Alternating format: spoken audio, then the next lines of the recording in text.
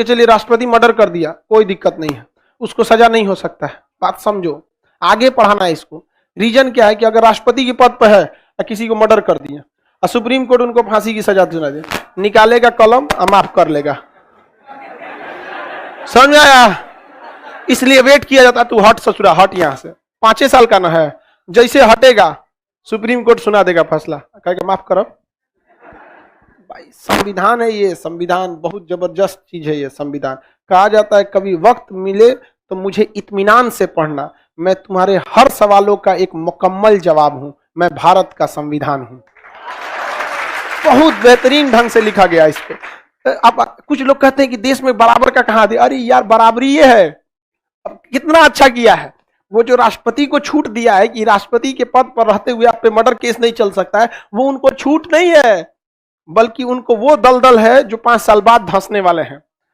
कितना अच्छा रहता है, नहीं आप पे भी मुकदमा चलेगा, तू तो कहेगा हाँ चलाओ, फास्ट चलाओ मुकदमा, 1 महीना में सजा दो, खुला कलम लेके घूमेगा सुप्रीम कोर्ट में, सजा दो, यहां फांसी दो, चढ़ के सुप्रीम कोर्ट के टेबल पे माफ कर दो, कह देगा उल्टा फांसी दो, पैर पड़े हम, झूलो यहां, झूलो वहां।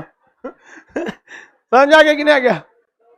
लेकिन देखिए यही संविधान में क्या कहता है समझिए, अगर राष्ट्रपति मर्डर कर दिया, 2 तरह के मुकदमे होते हैं, एक आपराधिक मुकदमा जिसे फौजदारी कहते हैं, एक पैसे से रिलेटेड मुकदमा जिसे दीवानी कहते हैं। तो कहा गया है कि राष्ट्रपति जब तक अपने पद पर रहेगा, मारधार वाला मुकदमा उस पर नहीं चलेगा, वेट किया जाएगा कि पद कब खत्म हो रहा है, क्योंकि ससुरा अभी मुकदमा चलेगा, कहीं गलती से फैसला तुरंत आ गया माफ कर लेगा। लेकिन अगर राष्ट्रपति पैसा से रिलेटेड कोई गलती किया है तो पैसा वाले मैटर पे कभी जेल नहीं होता है, फाइन लगाया जाता है। समझ में आ गया कि नहीं? तो मुकदमा चल सकता है, समझ रहे हैं?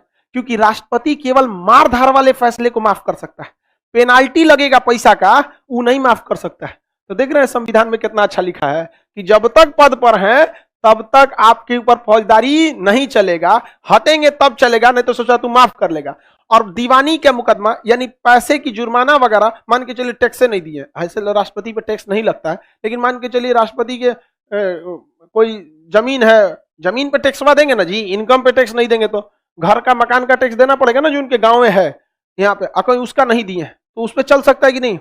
चल सकता है, क्योंकि उस सब फैसला को राष्ट्रपति माफ नहीं कर सकते। किसी को कोई